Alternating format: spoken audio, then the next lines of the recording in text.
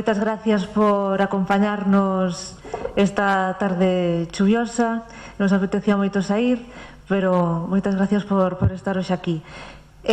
Imos falar dun tema que nos afecta moito a todas e a todos, pensionistas ou non, que é o tema das pensións. Que vai pasar coas pensións? Vimos, coñecíamos pola prensa, saltaba en todos os medios de comunicación unhas manifestacións multitudinarias que houve en Madrid, bueno, por toda España, que poñían como foco o incremento de miseria do 0,25% nas pensións. Isto foi o que fixo sair a un montón de persoas á rúa. E víamos con asombro como a mesma xente que hai un montón de anos saiu ás rúas para loitar pola democracia, por conseguir unha constitución que garanta unhos dereitos mínimos para todos os españois, víamos como agora, de repente, tiña que volver a sair outra vez ás rúas a defender os dereitos que viñan na propia constitución. Un deles, o artigo 50, que di que hai que garantir unhas pensións dignas para todos e para todas unha vez que chegas á terceira idade. Entón, hoxe creamos moi importante traer este tema aquí pola actualidade. Dende Xuntas polas Pontes estamos tamén moi comprometidos dende fai moito tempo con este problema. Moitos dos nosos colaboradores están moi implicados con este problema. Decidimos tamén presentar unha moción no último pleno que foi aprobada por todos os grupos, agás o PP, que votou en contra. Decidimos seguir continuando con esta labor de información. Queríamos, a nosa intención era facer unha charla na que estiveran representados todos os sindicatos e todas esas organizacións con representación na nosa comarca. Comisións Obreiras e UGT inicialmente teñan previsto vir, pero por un imprevisto de último minuto pois non poden estar aquí. Si está aquí o representante da CIGA das Pontes, Alberto Amado, e tamén está con nós Manolo Roca de Vilalba, economista, que colabora coa Marea Pensionista. É xubilado, recientemente xubilado. Así que espero que vos guste a palestra, e despois abrirase un debate no que poderedes participar todos os que estades aquí, porque creemos que o importante é que escoitar a vosa opinión, as vosas impresións, e se tedes algunha dúbida, pois tamén podedes preguntala. Moitas gracias. Empezas ti. Bueno, moi boa tarde a todos. Empezo logo falando eu, que son un xubilado con pouco trienio aínda, cuns meses nada máis. Empezo con un par de aclaracións iniciais. Primeira, que dado que é unha das competencias exclusivas a nivel do Estado español, pois hai moitas cousas, a cuantía, os anos cotizados, como se calcula, que é igual en todos os sitios, co cual terá que haber referencias non pois a eses datos que non son específicos de Galicia, senón de todo o Estado. E segundo, que procurarei non usar demasiados datos cuantitativos, porque por experiencia propia sei que se perde entre tanto dato. Feitas estas dúas aclaracións, empezo polo que eu considero a gran mentira no tema das pensións. O que eu penso que é a gran mentira é esa insistencia teimuda en decir que agótase o fondo de reserva da Seguridade Social. O sea, meter medo a xente que vaya suscribindo o plan de pensións privado, non só o PP, sino PP e outra P máis. En vez da triple X, la triple P. Entón, en ese plan de pensiones privado vaya usted aportando, seña unhas 2 euros, xa nos diría a Esperanza Aguirre, xa dixo a cantidade que se podía aportar e tal, para logo chegar a unha pensión boa. Pero resulta que ese fondo de reserva Eso non é o aforro, non é a hucha que ten a Seguridade Social do Estado español, senón que tiña moito máis, isto é unha mínima parte del, moito máis porque desde que se creou a Seguridade Social en 1963 houve durante casi 40 anos superávit da Seguridade Social. Entón o Fondo de Reserva creou no goberno Aznar, naceu, partiu de cero, puxo o conta kilómetros a cero no século XXI, pero houve moito diñeiro dos 30 e pico anos anteriores que a Seguridade Social tuvo superávit e, polo tanto, que o Estado destinou ese diñeiro pois a outras cousas, fose a editar as obras completas no seu tempo de José Antonio Primo de Rivera, está claro, ou a pagar os gastos que había na Falanxe ou no Sindicato Vertical, o que fora. Ben, entonces, que ocurría? Que no ano 63, cando se aproba a Lei de Bases da Seguridade Social e a crea no Estado español, pois fíxase os 65 anos como idade de xubilación. Que ocorre entón? A esperanza de vida, que hoxe son 82, 83 anos de media, cando empezou o século XXI, en 1901, era de 41 anos. Doblouse, bueno, ese é un dato moi bon, en 117 anos conseguimos doblar esa esperanza media de vida, co cual é un éxito, bueno, pois como Estado, polo menos en ese nivel, igual que falamos de un éxito cando falamos de erradicar o analfabetismo, pois podemos decir que é un éxito pois chegar a unha media que é terceira de todo o mundo. Estamos aí con Xapón e con Noruega competindo polo ouro, plata e bronce, cambia según o ano. Por lo tanto, que ocurría en esos anos? A esperanza de vida en 1961 era de 62 anos. Digo 61 porque do ano 63 non sabemos, porque daquela facíase un censo cada 10 anos. Non era como agora, que desde hai 20 e pico anos hai un padrón actualizado e sabemos a poboación de cada concello, etc. Entón, no dato do ano 61, 62 anos. Isto quere dicir que pouca xente chegaba a cobrar a pensión aos 65 anos. Como media, morría antes, aos 62. E os poucos que chegaban non a iban a cobrar moitos anos, senón a esperanza de vida sería moito máis alta, 70, 61. Que pasaba poca poboación nova? Que era moita en aquel momento.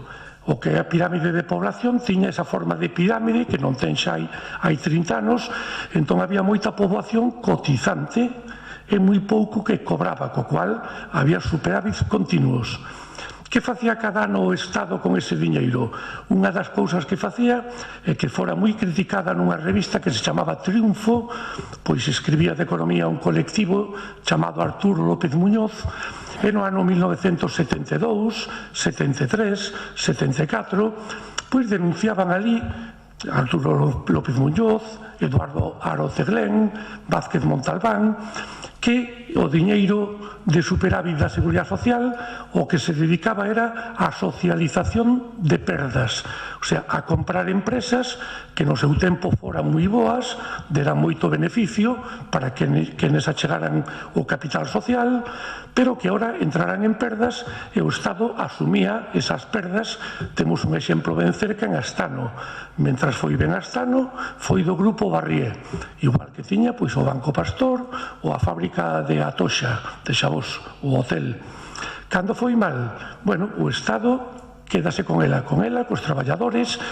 O mismo pasou na gran industria mineira de Asturias, Unosa, na que se xuntaron moitas pequenas minas que, bueno, perdían diñeiro, o Estado asumiu a plantilla para que non se perdera e gastou moito diñeiro dese fondo, que eu non digo que non estuvera ben feito, quer dizer, o de manter o emprego, pero foi co diñeiro da Seguridade Social.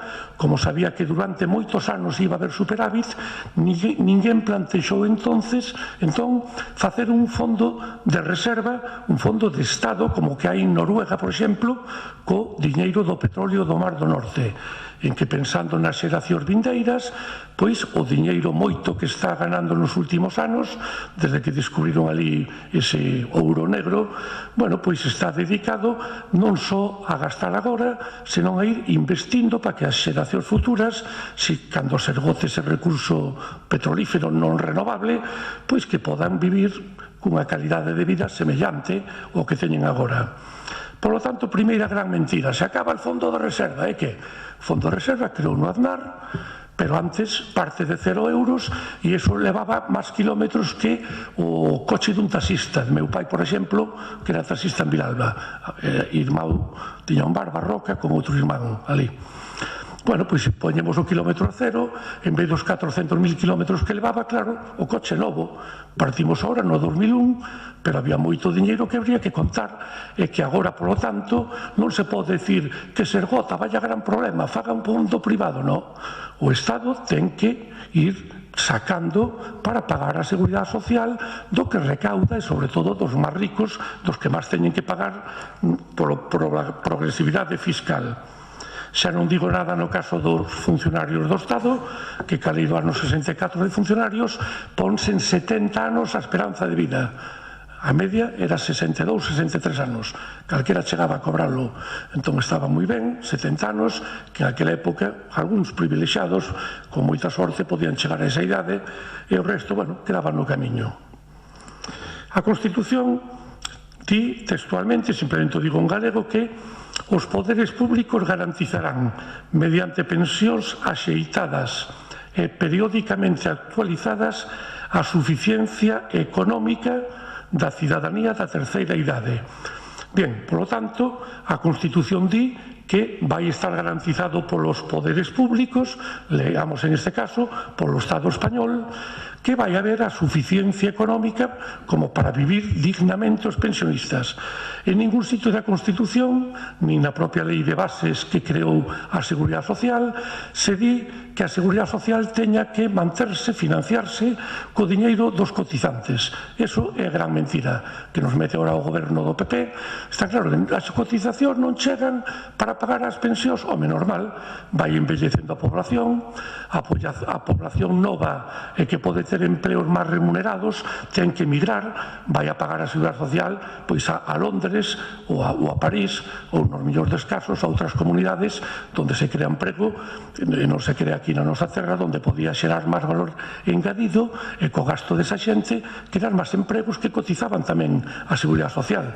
Entón, a emigración para nós, bueno, é unha explicación clara do porqué en Galicia hai ese avellentamento tan claro da poboación. A poboación leva moitísimas décadas índose a buscar traballo onde pode, xa que na súa terra non atopou, habíao, pero non houbo suficiente capacidade nin ganas de investir en ela como para fixar aquí a poboación. Bien, polo tanto, non é un acto de caridade, non é un dato de mendicidade, é un dereito, pero un dereito asegurado pola Constitución, pola norma principal que temos no Estado. Ali xa fala das dúas cousas importantes: suficiencia económica da cidadanía da terceira idade e periódicamente actualizadas. Que significa iso? Se sube a vida, o que suba a vida, o IPC, índice de precio ao consumo, pois hai que, alo menos, subir as pensións en ese apartado. Que consideramos que a suficiencia económica é o que é hoxe o salario mínimo, 740 euros, pois debe ser a pensión mínima, debe ser a pensión mínima contributiva, partir de aí, deso, porque se pensamos que para a persoa que traballe é un mínimo de mantenza, pois o mismo pasará que a persoa xubilada que cotizou moitos anos e que moitos deles agora volven a cotizar polo diñeiro que cobran de pensión, la recotización, o repago de imposto da renda. Paguei xa as cotizacións, agora cobro o que me dan polo que coticei, o que me toca, e agora pago no IRPF, se paso, bueno, pois do mínimo exento, volvo a pagar de novo. Moi ben, o repago xa non só dos medicamentos, tamén no caso das pensións. A parte do artigo este, creo que é moi importante o artigo 1, que di que vivimos nun Estado social e democrático de dereito composto por nacionalidades e rexións. Bueno, a moitos gustanos decir máis nacións, en vez de nacionalidades, pero igual, de nacionalidades derívase os dereitos nacionais tamén, que é o importante, ao fin e ao cabo, para unha Galicia soberana, ter os dereitos nacionais, decidir, ter soberanía e decidir que goberno político se quere dar, monarquía, república, e con quen quere federarse, se é que quere federarse, con outras nacións ou rexións. Estado social, costou moito traballo meter eso de social, en principio iba Estado democrático de dereito, pero bueno, o teimudo Gregorio Pécez Barba do PSOE e Jordi Soletura do PSUC, pois conseguiron nos 7 persoas que estaban redactando o proxecto de Constitución meter ese adxetivo de social. Non só é democrático, eliximos a quen nos goberna, e non só é de dereito. Temos unhas leis e haciéndose esas leis non pode haber unha persoa que teña pois o máster e outra persoa non o teña tendo as mesmas condicións, que son non ir a clase para nada, está claro, e pagar simplemente unhas tasas. Bueno, pois eso non é Estado de Dereito, o que se aplica para que Cifuentes, ou no se caso, polo que dixeron hoxe na tele, non sei, parece que tamén esas persoas do PSOE que poñían no currículum, en este caso era un diputado galego, que está ahora no Congreso, que puxo que era licenciado en matemáticas, 8 anos, estuvo colgado, pero non facía falta que houbera este diputado galego. Todos sabemos o que pasou con Roldán, que no seu currículo era enxeñeiro, entre outras cousas, non? Era, me parece que era, non sei, capataz ali na Opel ou en Zaragoza, pero bueno, no currículum quedou que era enxeñeiro, roubou canto quixo de director xeral da Guardia Civil, co seu título de enxeñeiro que figuraba no currículum. Eses dous partidos que con nocturnidade e alevosía cambiaron a Constitución un bo día, está claro, pois siguen, desde o meu punto de vista, bueno, pois mentindo, para que? Para estar potenciando, axudando a esa gran banca. Non chega con 60.000 millóns ou 70.000 millóns que nos costou a todos reflotala, sino que sabemos que cando se vai o mesmo Zapatero indulta a unha persoa, precisamente un gran banqueiro de todos conocidos, que xa tiña un importante botín. Non facía falta que conseguira máis nos últimos anos.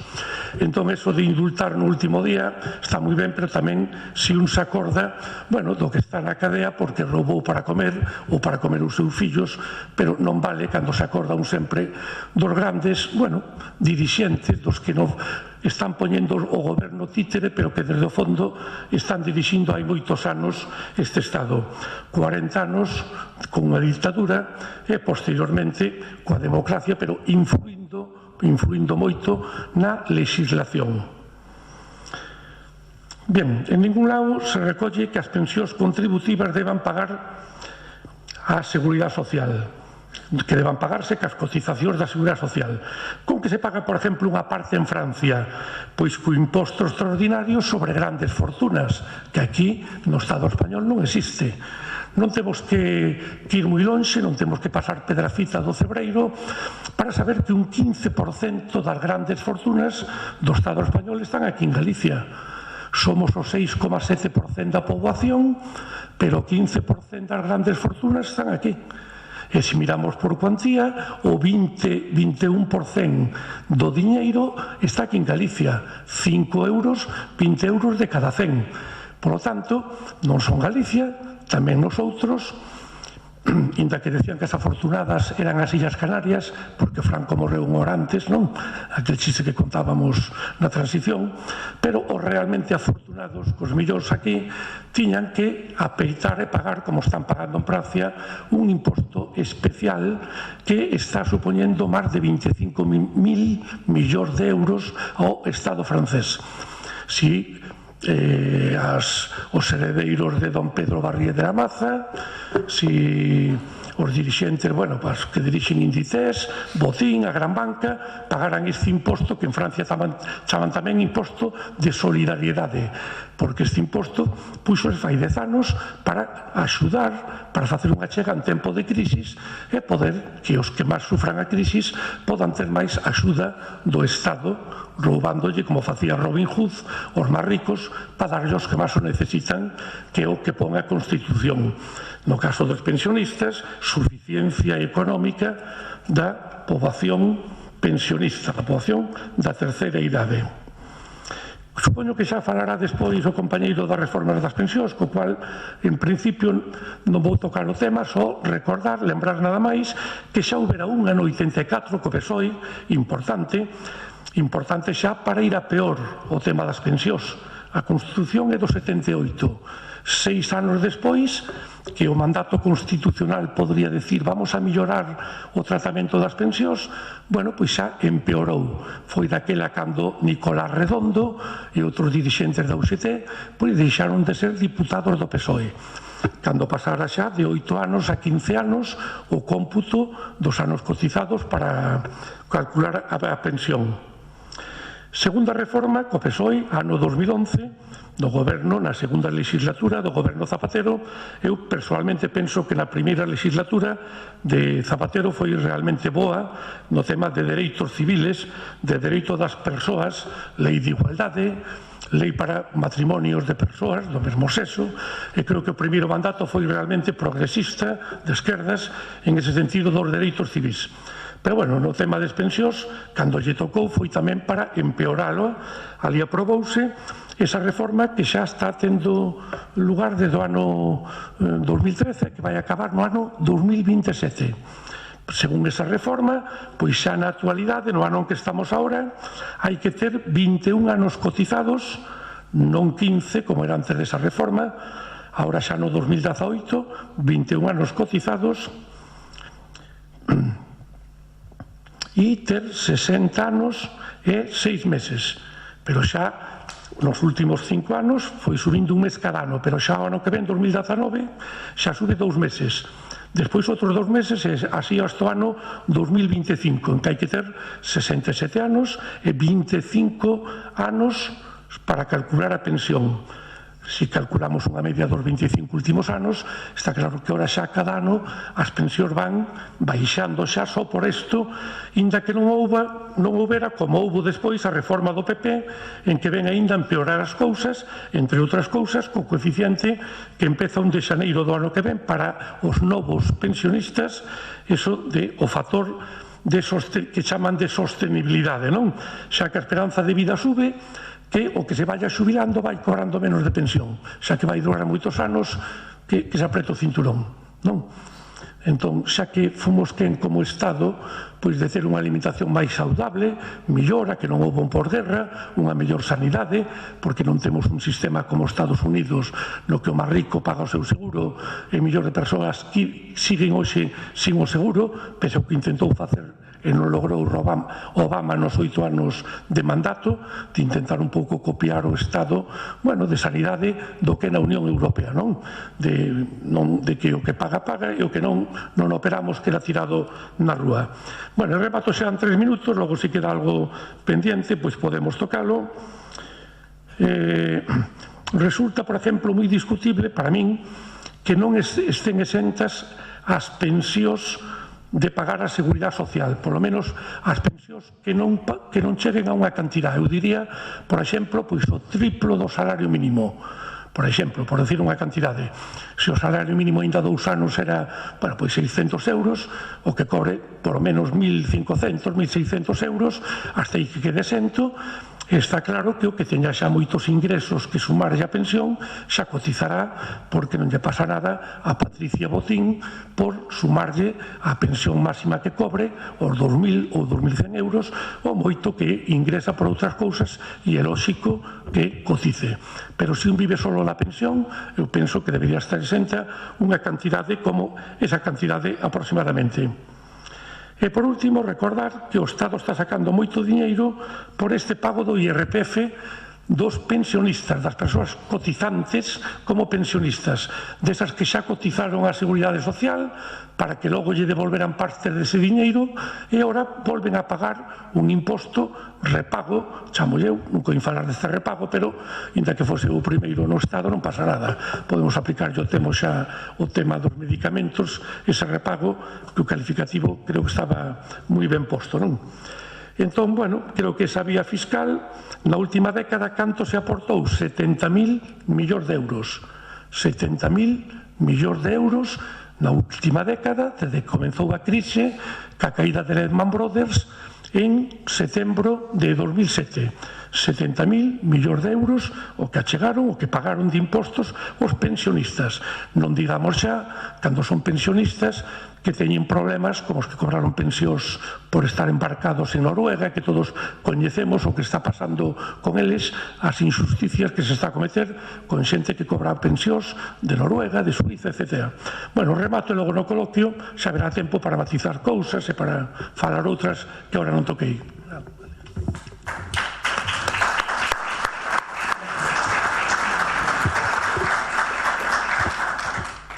Boas a todas e a todas. Primeiro agradecer que nos chamarades para poder estar aquí, para poder expoñer a visión da CIGA que temos sobre o sistema público de pensións e sobre o que están a facer o Partido Popular na actualidade e o Partido Socialista con anterioridade, non? Como dixo, o tema das reformas das pensións non é o de agora. Hai un tema ahora, digamos, actual que está producindo unhas movilizacións sociais importantes, máis ligadas casi directamente ao incremento das pensións do 0,25 e ao factor de sostibilidade que comentaba o compañero Manuel anteriormente.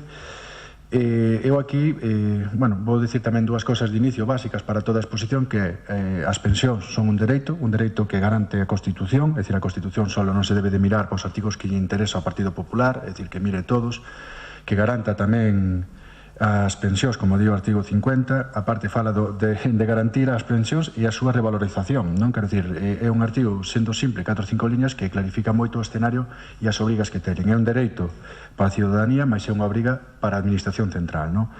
Tamén desmentir categóricamente de que non é viable un sistema público de pensións, e máis o plantexamento e os mensaxes de terror, pánico que queren mandar dentro do Partido Popular, dentro do Goberno, para nós está única e exclusivamente ligado a unha intención máis da privatización, é dicir, do sistema que levan facendo desde que gobernan, privatizar todos os sectores e todo o que ten que ver co público, as necesidades básicas da ciudadanía, acabar privatizando, non? Como decía o compañero, o tema dos plans de pensións.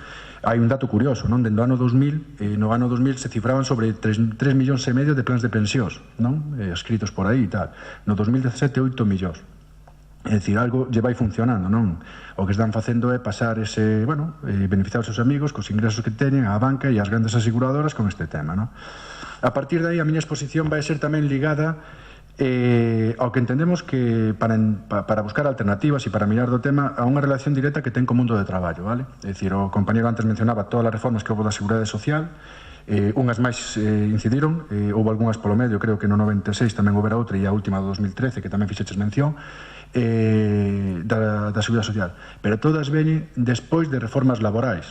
Quero dicir, no ano 84 houbera unha primeira reforma laboral, no 85, como dixeran antes, unha reforma da Seguridade Social, no 94 outra reforma laboral, no 96 outra reforma da Seguridade Social en relación ás pensións, no 2010 a reforma laboral, e o 2011 a reforma da Seguridade Social, e no 2012 a gran reforma laboral, e a 2013, pois, a que estamos ahora está candente, que foi a máis silenciosa porque pasou sin pena nin gloria no seu momento, digamos, o do 0,25 e do factor de sostenibilidade, non?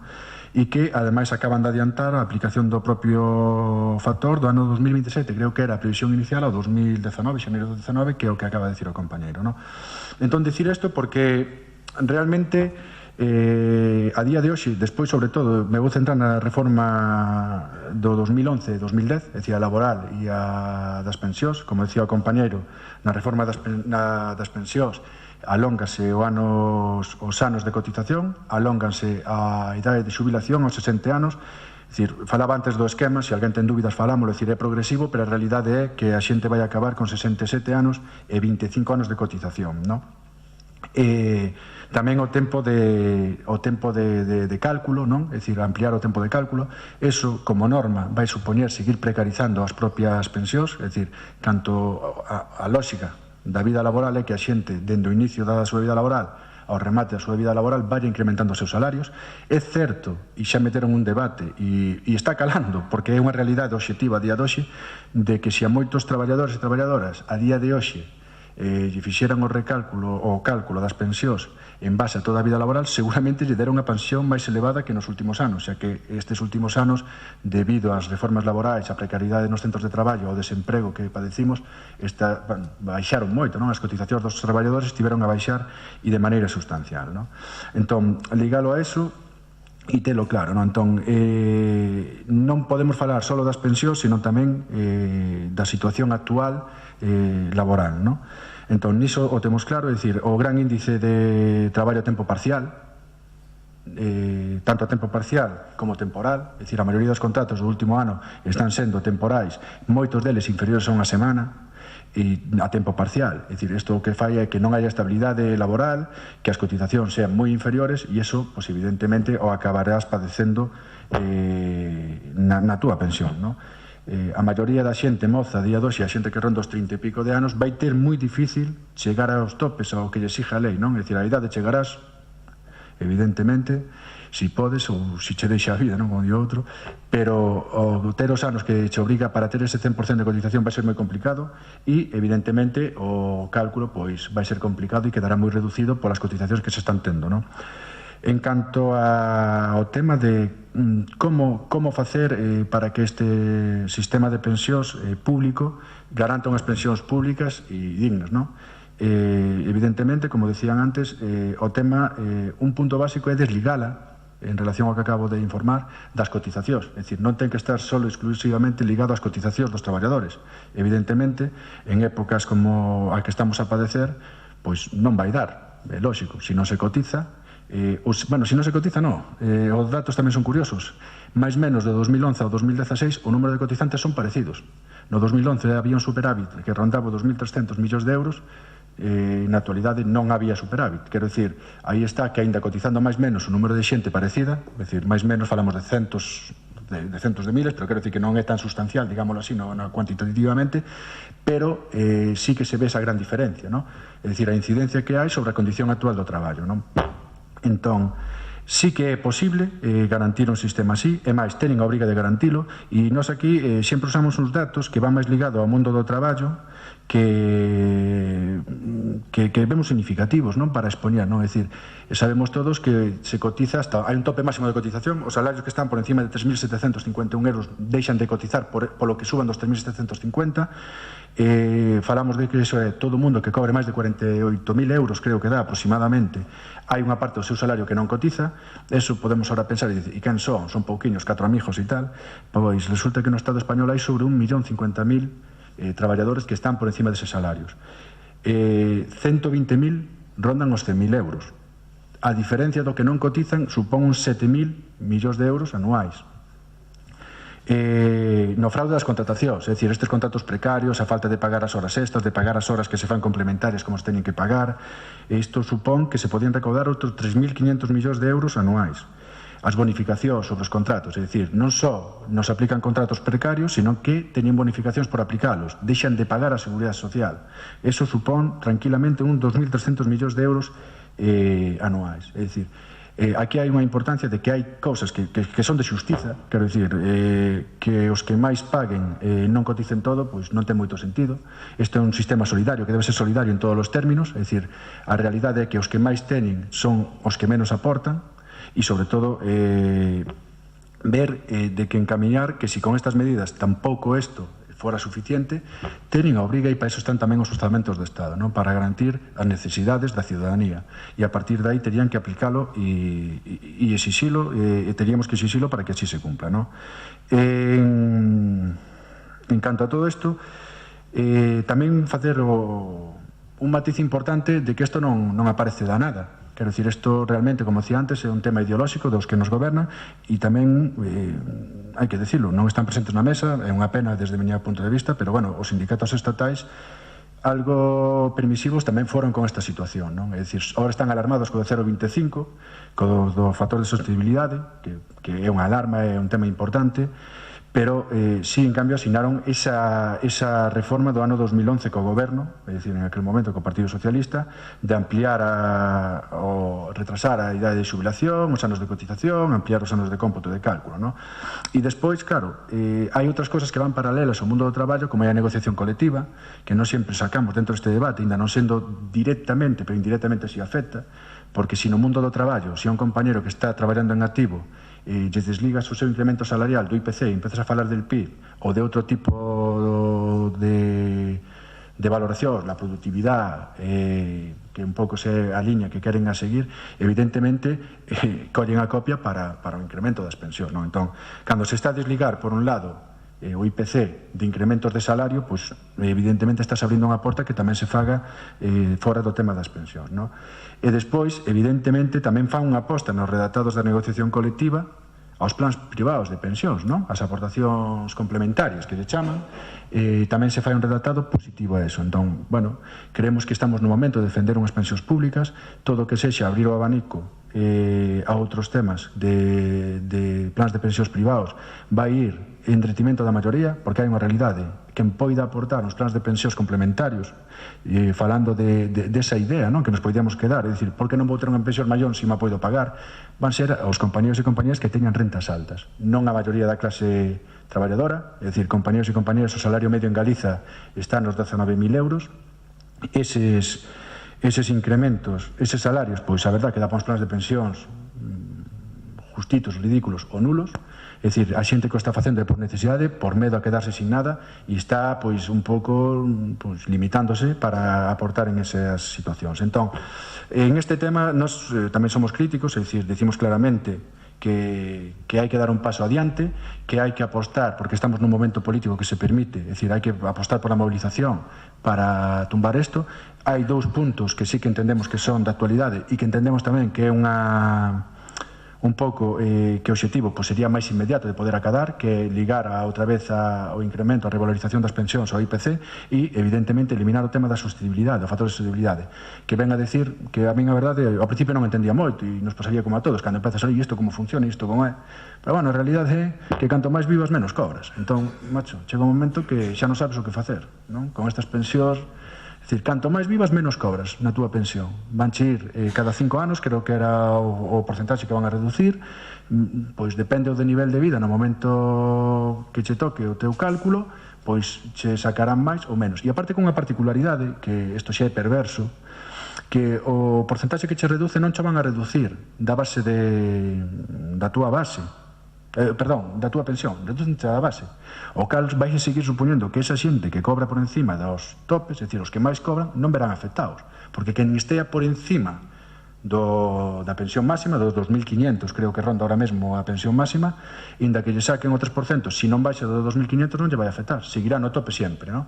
Entón, vai darse a particularidade que esa gran xente, que, bueno, resultará xente que son pois xente que anda no mundo, os amigos, non, como chamamos, non, é dicir, de quen nos está a gobernar, é dicir, os directivos das grandes multinacionais, os directivos das empresas, é dicir, os traballadores de 48.000 euros, por norma, non son a clase media.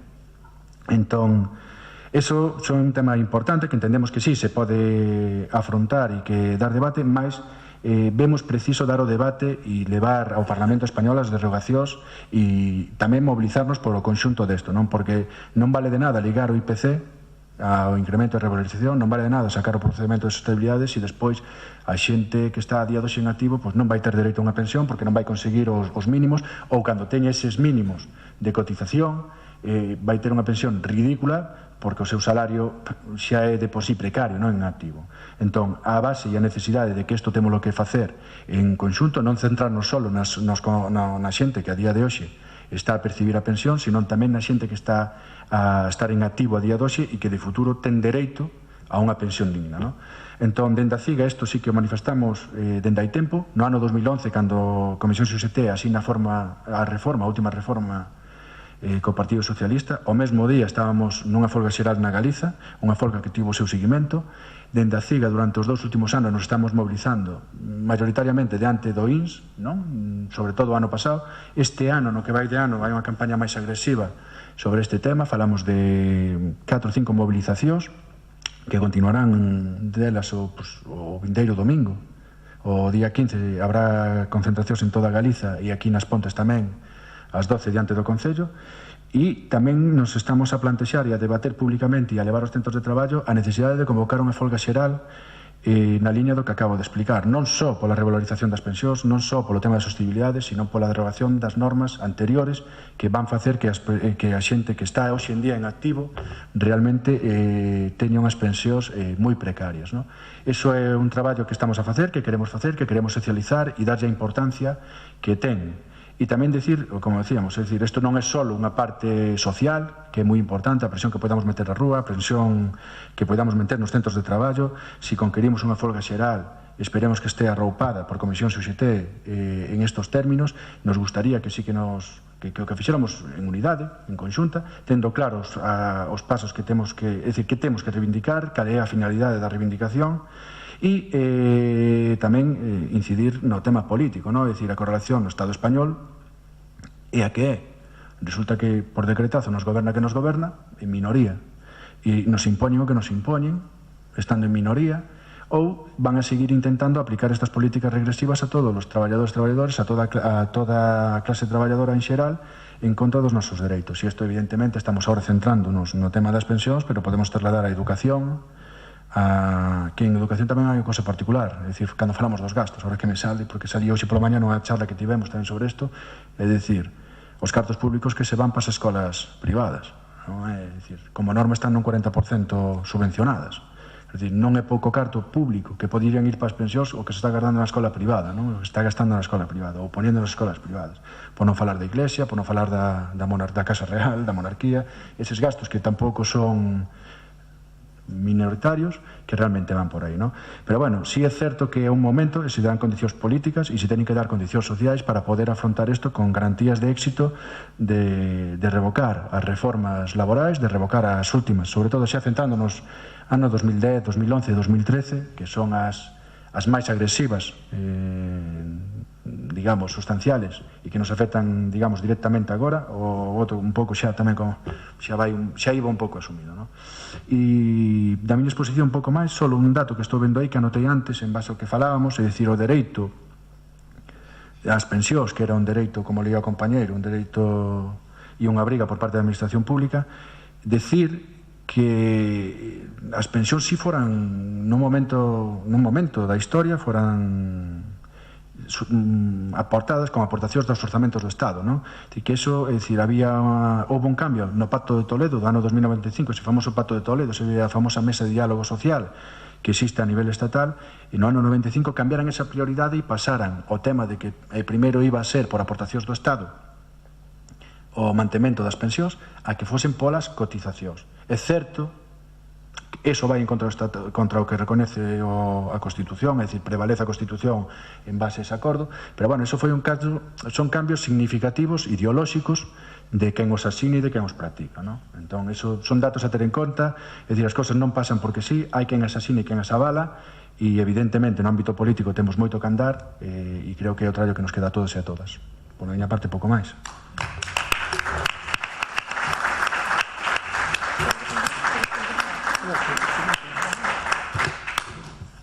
Bueno, pois se queredes facer algunha pregunta, dar a vosa opinión sobre algunha dúbida que teñan eles, é o voso turno. Este ano en Alemania, por exemplo, as pensións subiron un 3,3%. No Estado español un 0,25%. O sea, multiplicou por 13 a porcentaxe de suba. Que quere dicir isto? Que Alemania non aplica só para garantir o benestar dos pensionistas, non aplica só o IPC. O IPC foi 1,5%, pero como o PIB medra en época de crecimiento económico, pois sube máis que o IPC. Non hai que, penso eu, que conformarse simplemente con pedir que suba o IPC. Que suba o IPC, ou que se reparta máis esa riqueza que se xera en Alemania en vez do 3,3% que subiu, se fora tendo en conta o IPC, pois subiría máis ou menos un 30, un 40. Entón temos que pensar que lonxe do 0,25, por suposto, pero non hai por que quedarse no IPC, que está sendo un e pico por cen, sino que pode aspirarse a unha sociedade mellor, máis próspera, e con, por unha parte, salarios máis dignos e tamén pensións que axuden ao que di a Constitución, a mellor vida da terceira idade, non? En Alemania, por certo, levan 20 anos no que suben máis as pensións de Alemania do que foi a República Democrática Alemania, Alemania do Este, que de Alemania do que era a República Federal Alemana. Unha subía un 1,5% e a outra o 4% porque tiñan pensións máis baixas. Galicia ten as segundas pensións máis baixas do Estado, xunto con Extremadura. Nunca hubo unha medida deste tipo, de decir, vamos a dar un tirón para que Extremadura, Galicia, se vayan poñendo, bueno, pois cerca do nivel medio.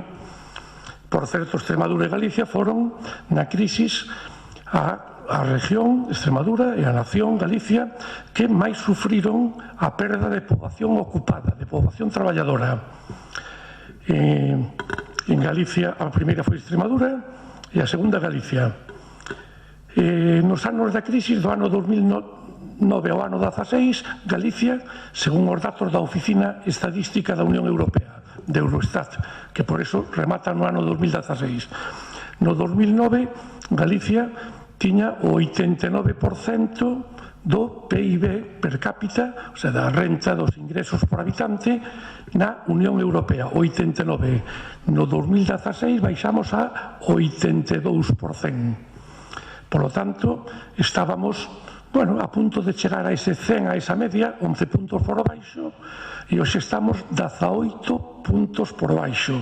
18 puntos, unha brecha de 7 puntos máis da que había, o cual indica, bueno, que a crise non afectou igual a toda a Unión Europea, que non pode vender que é unha crise internacional, que nos afectou a todos por igual, de por igual nada, porque houve respostas distintas da crise. A Alemania ten un 3,6% de desemprego, o Estado español 16,6%. Lóxicamente, o que está desempregado non está cotizando. Se a Alemania ten unha tasa de desemprego a quinta parte da media do Estado español, tamén ese mismo dato ten Estados Unidos, que está no 3,9%, pois lóxicamente hai moitos máis ingresos por cotización, sobre todo en estados como esos, que teñen moitos máis emprego non temporal, sino emprego indefinido, e que teñen unha porcentaxe máis baixa de emprego a tempo parcial. Si sigue aumentando a temporalidade, o emprego a tempo parcial, e sobre todo para as mulleres que teñen xa pensións moito máis baixo actualmente que os homes, iso vai a seguir agudizándose cada vez máis. Da xente que está a tempo parcial traballando, son moitísimas máis as mulleres. Entón, un factor que vai ir agravando, se seguimos así de forma permanente, ese bache, esa desigualdade entre ingresos de home e muller. Nestes últimos orzamentos que se están levando agora a debate, están por aí, é certo que iso lavar a cara, e falan da proposta do 3% das pensións mínimas non contributivas ata 700 euros. De 700 a 860 1%, e de 860 para arriba o 0,25, debe ser que está por encima de sus posibilidades, que o 0,25 vai ben, non? Entón, evidentemente, isto é un lavado de cara que queren facer, non? Da exposición que fixetes, decir, concordo en todo, non? Pero, bueno, eu creo que unha vez que, é dicir, que loitando, mobilizándonos, si vamos a poder conquerir modificar isto, é dicir, se dan todas as situacións, é dicir, hai ambiente social, hai protesta social, hai unha correlación de forzas políticas que pode permitir mudar certas políticas ou chegar a acordos en outros términos que non sexan os do Partido Popular, e hai datos, sigue habendo datos e datos, porque agora estaba revisando, non? Cando se fala do Produto Interior Bruto, do PIB, que falastes agora, é dicir, o que gasta España, o Estado español, e nas pensións é o 10,5 do Produto Interior Bruto, pero é que países de Europa, como Grecia, Italia ou Portugal, están no 13, no 14 e pico e no 15. Quero dicir, países que non digamos que están moi por encima dos ingresos que podemos ter nós, do Produto Interior Bruto, mas a porcentaxe que aplican para o tema das pensións si é moi superior, non? incidir tamén nun tema que para nós é vital, e por eso queremos levar este debate aos centros de traballo. É dicir, as pensións non só é o problema da revalorización, máis do coeficiente de sostenibilidade, hai un problema real nas persoas que están activas a día de hoxe, porque vai ser moi difícil, moi complexo, rematar, conquerir as idades de cotización e unhas bases de cotización o suficientemente xustas para que dea unha pensión digna, ¿no?, de por sí. Eso é moi importante, que ese debate tamén se centraliza aí. Agora mesmo estamos tamén nunha situación, e neste pobo se vive, hai, a raíz da crisis, sobre todo o sector da construción, padeceu moito desemprego, moitos traballadores e traballadoras con idades moi comprometidas, moi, digamos, xa casi non, dentro deses últimos anos de cómputo para o cálculo, deixaron de percibir salarios, pasaron a cobrar a prestación por desemprego, pasaron a cobrar os subsidios e moitos deles están na casa coas lagoas de cotización, non teñen ingresos, non teñen lagoas de cotización, e iso vai tamén mermar, non? Isto, por eso dicimos, é importante esa parte, e máis, non o mencionei antes, é dicir, a importancia da revalorización é básica tamén. Aquí na Galiza, sobre todo no mundo rural, é dicir, moita xente se sustenta a economía doméstica en base a pensións. Iso é unha realidade na Galiza, que seguramente en Madrid non pase tanto, pero na Galiza sí que é básica. Entón, evidentemente, eses incrementos que sean dignos, que se revaloricen as pensións dignamente, o tema de sostenibilidade que non hai por onde collelo, non ten sentido a lógica de canto máis vivo, menos cobre, eso non ten sentido. Xa hai tamén movementos en ese aspecto de poder acadar acordos, de facer uns estudios non tan a lixeira como aplicaron, pero bueno, entendemos que eso hai que eliminalo, non ten sentido. As pensións non teñen que ter penalización pola idade, pola previsión de vida, é dicir, non podes padecer unha penalización nos teus ingresos por ese motivo, non?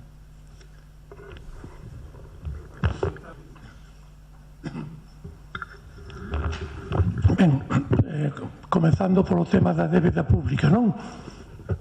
O Estado español, no ano anterior á crise, no ano 2007, tiña só un 37% de débeda pública sobre o PIB. Daquela tiña Francia un 42%, Alemania un 40%, estábamos por baixo. Despois daquela gran expansión económica, do boom excesivo, claro, inmobiliario, bueno, pois chegárase a un mínimo porque levaba no Estado español varios anos ingresando moito máis do que gastaba. En eses anos de superávit, no goberno que estaba Solbes, de ministro de Economía, foise sacando unha parte para ir devolvendo esa débeda. E baixou hasta o 37%. Agora estamos no 100% do PIB actualmente, pero hai un diñeiro que non se conta. Os 60 ou 70.000 millóns que nos prestaron na Unión Europea, bueno, que lle prestaron a gran banca para reforzala, eso non conta na débeda do Estado. Temos que pagala, sí, nós ou os nosos descendentes no futuro, pero non computa.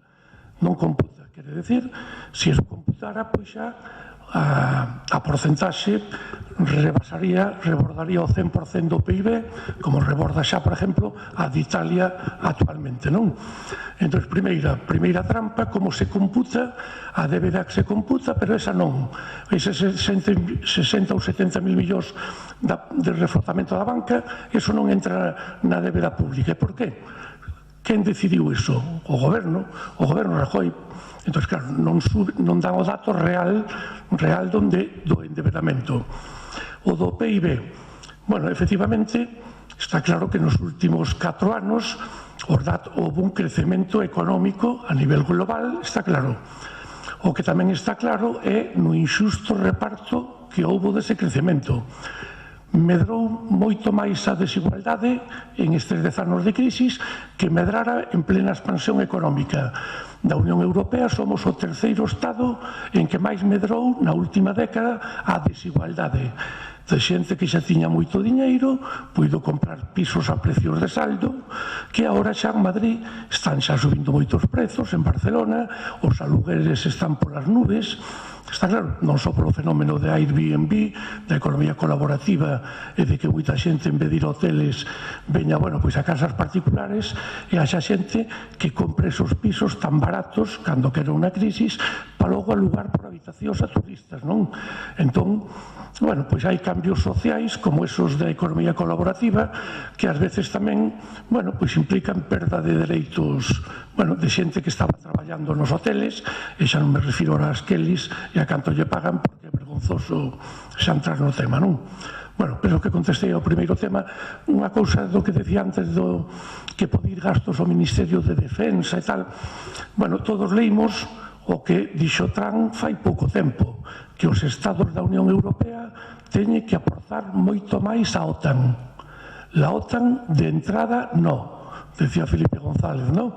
En aquel referéndum que houve famoso, cando un goberno de UCD non quixo entrar na OTAN, Adolfo Suárez, pese ás presións que había de outros estados capitalistas, mantívose cos estados que se chamaban non alineados, Argelia, Cuba, Yugoslavia, etc. E cando chegou o goberno PSOE ao goberno, pois sí, esas presións houboas e houbo referéndum. OTAN de entrada no, daquelas augas ven esta lama. Este ano seguro que no orzamento vai subir moito o de defensa. O de defensa que, curiosamente, nos últimos 100 anos no Estado español non tivemos de quen defendernos porque ninguén nos atacou nos últimos 100 anos. As guerras que houbo foron pois a guerra de fai 100 anos en Marrocos, nas colonias que tiñamos, porque querían a descolonización, o mesmo en Cuba, etc., Puerto Rico, Filipinas, etc. Aquí o único que atacou foi o propio exército español, o pobo soberano que na República tiña escollido ese réximen político, e despois de ganar no Frente Popular en febreiro do 36 as eleccións, houve ese golpe de Estado. O sea, a única vez que houve que defenderse foi a poboación civil e os militares que non foron os prejuros, que non fixeron o contrario de defender a Constitución que xuraran defender. Entón, de que nos defendemos aquí? O único éxito militar importante foi a toma da illa de Perejil, en que as 4 cabras foron impotentes para defenderse do exército español que tomou a illa de Perejil en moi pouquiñas horas.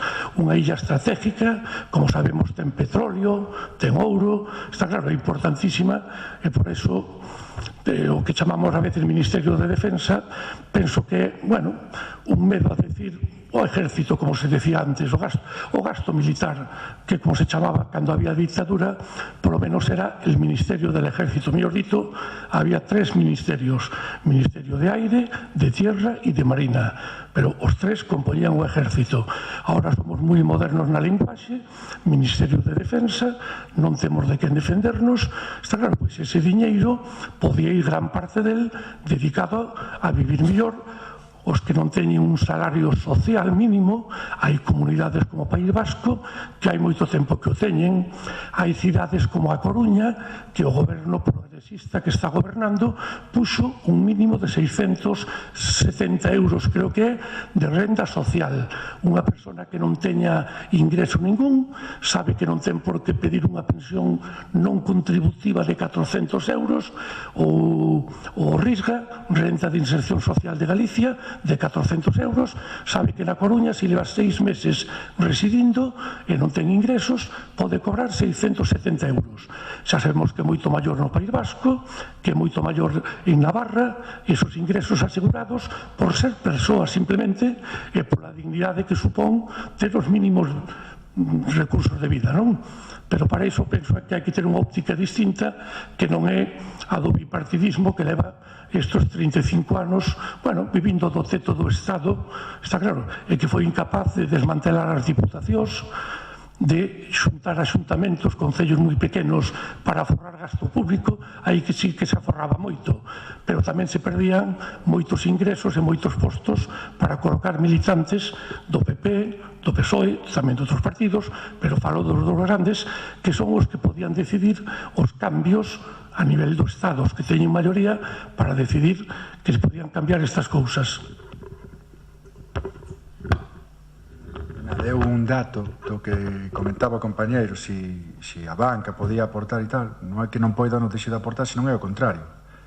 Non se nos escapa ninguén, mande quen están os planes de pensións privados, non? As desgravacións que supoñen os plans de pensións privados costan ao Estado máis de 4.300 millóns de euros ao ano. Quero dicir, aquí voltamos a decir o mesmo. Seguro que se todos empezamos a falar aquí, a expoñer as nosas ideas, habrá partidas, é dicir, saldrán sitios donde, pues, de defensa, la monarquía, non subvencionar os colexios privados, non nin a todo o tema que ven coa banca, é dicir, o reflote da banca, todos os cartos que se meteron aí, que non revirten, que non van voltar ás arcas do Estado e que vamos ter que devoltar nós, se nos van a ocurrir. O que pasa é que para nós, no fondo, aquí, e é onde debemos de centrar, digamos, a loita, é dicir, nos estamos afrontando, é dicir, a unhas ideas, a unha ideoloxía política que ten claro que o que está a buscar é a privatización das pensións. Entón, hai que loitar contra eso, argumentos sobrados hai para manter un sistema, argumentos e de onde aportar os cartos. Hai para garantir un sistema público de pensións, existe, é viable. É o momento, por un pouco que dicía o compañeiro, é dicir, aquí padecemos de todas as reformas que estivemos falando, teñen o nome PP-PSOE, quero dicir, movéndonos nos anos, todas están nas dúas maus, a máis agresiva no referente ao laboral e das pensións estivo na mau do PSOE. Ahora, a día de hoxe, evidentemente, hai capacidade, coa presión na rúa, a presión social ten que facer mover esa correlación de forzas actual que existe para que realmente se apliquen políticas de inmediato que vayan contra todo isto. E non centrando só exclusivamente, voltamos ao mesmo de redundar un poquinho nese tema que para nós sí que ten moita relevancia, non só acadar que se mellore a revalorización, baixo o índice que se pacte, ben sexa el IPC ou máis, e senón que, bueno, que tamén hai que valorar e garantir que os que estamos a traballar a día de hoxe que pexamos un futuro con pensións, non? Tú colles aquel traballador de 35, 40 anos e preguntas e eso comigo non va, yo ya non vou cobrar eso. Xa está asimilado nos traballadores e traballadores. Eso non ten que ser así, teñen o dereito, temos o dereito e ten a obriga a administración de garantir unhas pensións dignas. Danse as circunstancias, a rúa é o camiño, a presión social vai a forzar que se tomen decisións políticas e, evidentemente, as presións e os posicionamentos políticos dentro do Parlamento Español son básicos en esta situación, non? O que acabas de expoñer dos anos de cálculo é un debate que está aí, é real, non? Quer dicir, é máis, o Partido Popular o lanzou. O que non é dicir, o que a día de hoxe, digamos, está feito, había que derrogar a reforma de 2011, asignada polos sindicatos a nivel estatal, que foi a que dixo que había que calcular con 25 anos, vale? Eso está aí, eso é norma, é dicir, bueno, de maneira escalonada, que xa logo estamos chegando, é dicir, cando te xubiles, cando teñas a obriga de xubilarte con 67, vas ter que ter 25 anos cotizados. O mesmo Partido Popular está usando a trampa, que sindicalmente entendemos que é unha trampa como sindicato, que é, oye, e se calculamos todo o ano, porque é certo que a realidade a día de hoxe é a que acabas de expoñer. Moitos compañeros se van sentar, van a facer os seus cálculos e lle interesará coller 25 que non os últimos 15. Pois esta crisis que pasamos, hai un dato, na Galiza os salarios baixaron un 10% nestes últimos anos de crisis, 5 ou 6 últimos anos, sobre un 10% baixaron os salarios. Eso evidentemente afecta directamente nas pensións, a xente que estaba neses últimos anos de cálculo lle afecta. Evidentemente, este é un tema que se pode revertir, que ten que ir, pero para nós ten que ir acompañado de dúas cousas. Evidentemente, non tantos anos de cotización, porque a lógica do mundo do traballo, dos salarios, ten que ser que vayas cobrando a máis na túa vida laboral, eso ten que ser a lógica e a norma, eso teria que ser un tema básico, e despois que as pensións teñen que estar garantidas nun mínimo, non? O que falábamos antes, o salario mínimo, evidentemente o salario mínimo de España, é dicir, xa que se fai referencias por Europa de antes, se collemos os datos, hai certos países europeos que xa andan nos 1000 e algo de euros, aquí estamos nos 750 e algo, 51, bueno, 750 para cálculo, evidentemente hai que facer as dúas, desde o noso punto de vista, porque nunca podes calcular, é dicir, ver a casuística individual de cada traballador, se me compensa 15 ou 20 non podes.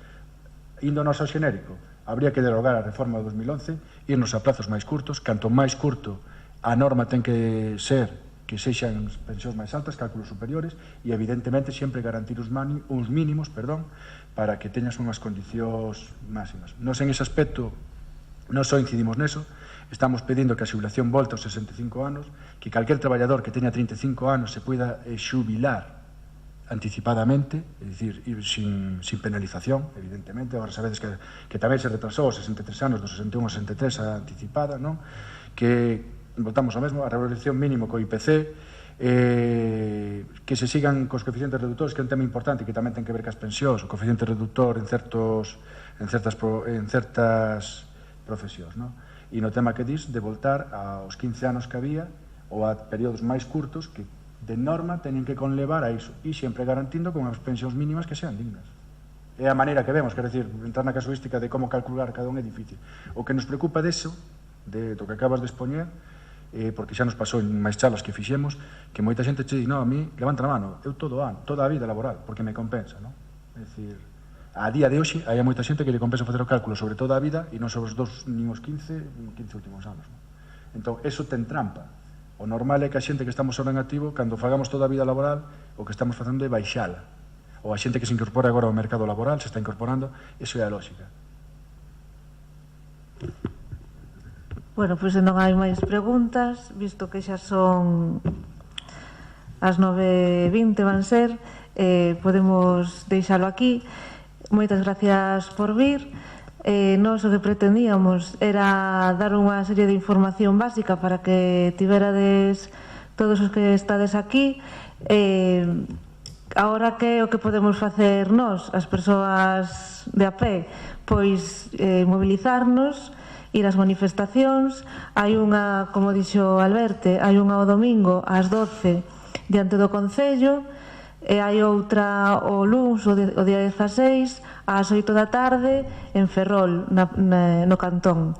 Así que é o noso deber, é a nosa obriga sair ás rúas e deixar claro que non queremos seguir con esta situación, que queremos ter unhas pensións dignas e que hai outro xeito de facer as cousas que así tamén nos lo acaban de contar. Moitas gracias por vir e vémonos na seguinte.